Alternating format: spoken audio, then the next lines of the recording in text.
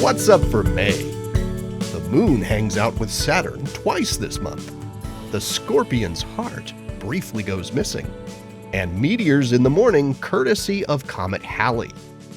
On May 3rd, in the hour or so before dawn, you'll find the crescent moon rising with Saturn in morning twilight. The pair are trailed by the red planet Mars, which rises about 45 minutes after Saturn. They form a nice lineup in the east for early risers to enjoy. Then on the following morning, the moon shows a slimmer crescent and has moved between Saturn and Mars. The two planets are continuing to widen their separation following a close conjunction in early April where they appeared super close in the sky. And if you have a clear view to the horizon, you might just catch a glimpse of Mercury rising in the hour before the Sun. It's shining pretty brightly, but it's also low in the sky and competing with dawn twilight, so it makes for a good challenge. Those in the southern hemisphere will have an easier time spotting Mercury as it rises a good bit higher in the sky for you. On May 23rd, the full moon will appear quite close to the bright red star Antares in Scorpius as the pair rise.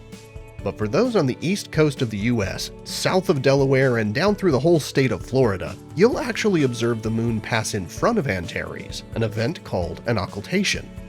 Over a couple of hours as the pair rise into the night sky, the moon will move slightly in its orbit, first obscuring and then revealing Antares.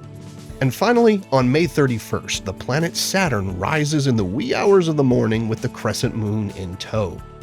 If you're up early on the final day of May, you'll find the pair toward the southeast. They'll be close enough to appear in the same field of view if observing through binoculars. May brings one of two annual meteor showers that are attributed to Halley's Comet.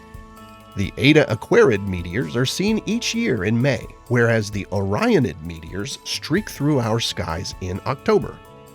This situation occurs because Earth crosses through Comet Halley's orbit twice every year in May and October. Along Halley's path is a meteor stream, lots of little grains of rock and dust cast off by the comet, and these strike our atmosphere and burn up as meteors.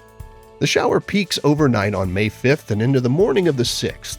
You can see meteors from this shower the whole week centered around the peak night though.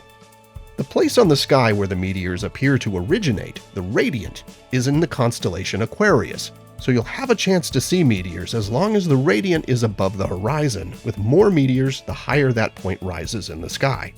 This time of year, Aquarius rises after midnight, so the time to watch this shower is in the few hours before dawn. This is a great shower for observers in the southern hemisphere. The radiant rises a good bit higher in the sky before morning twilight because in May, which is autumn there, nights are longer. Those in optimal dark sky conditions can see 40 meteors per hour.